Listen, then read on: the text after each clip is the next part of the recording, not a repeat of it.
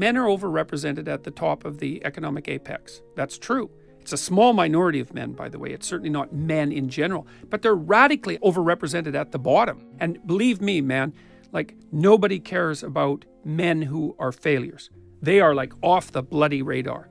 So men stack up at the top and the bottom. And we don't have a discussion about the fact that women are radically underrepresented in dangerous jobs or in trades that require brutal physical labor. Women are radically underrepresented.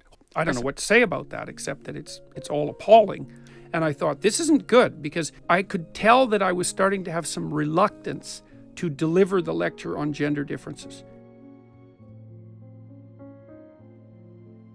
There were two things that I noticed that I really didn't like.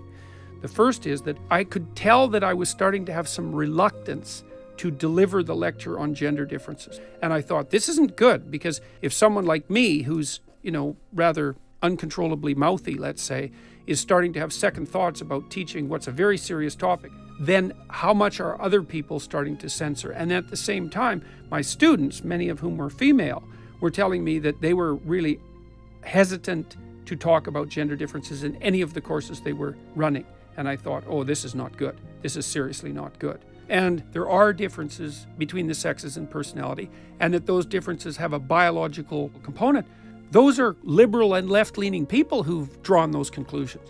And so if you deny the existence of these sex differences, which no serious commentator in the psychological literature, nobody debates whether or not sex differences in personality exist. So, I don't know what to say about that, except that it's all appalling.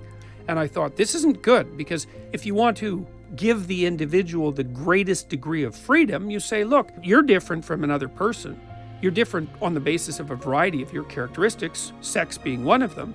That's going to have some effect on what sort of choices you want to make in your life. It's like, go ahead and make whatever choices you want, as far as they're a direct expression of your being. I suppose the fear must be that difference will ultimately be used for leverage for status. Sure, and that's a reasonable fear, because anything can be manipulated, but claims that people are identical in some way can also be used for the same reason. If I insist that everyone is exactly the same on all dimensions, there's just as much of a totalitarian threat lurking in there as there is the threat lurking that we'll use differences as an excuse. Yes. And we're also not having a serious discussion about this. It's like men are overrepresented at the top of the economic apex. That's true. It's a small minority of men, by the way. It's certainly not men in general, but they're radically overrepresented at the bottom. And believe me, man, like nobody cares about men who are failures. They are like off the bloody radar.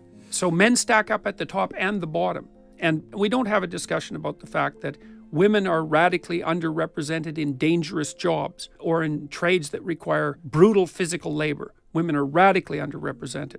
So the complaint is always, well, if you look at the top 1%, there are more men than there should be, by pure sex division. It's like, well, yeah, but if you look at the bottom, the reverse is true. So if we're going to have the discussion, then we should look across the entire economic spectrum. And if you're going to value some things more than others, then hierarchies are inevitable.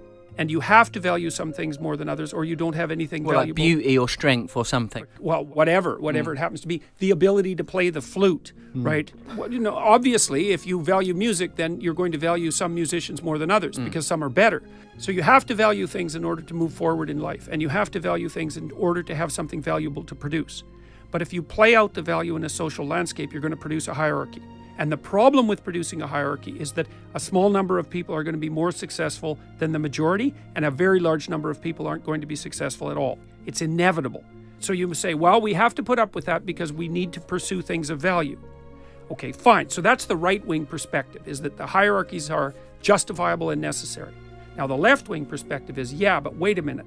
The problem with hierarchies is that people stack up at the bottom and that they tilt towards tyranny across time. And that's also true.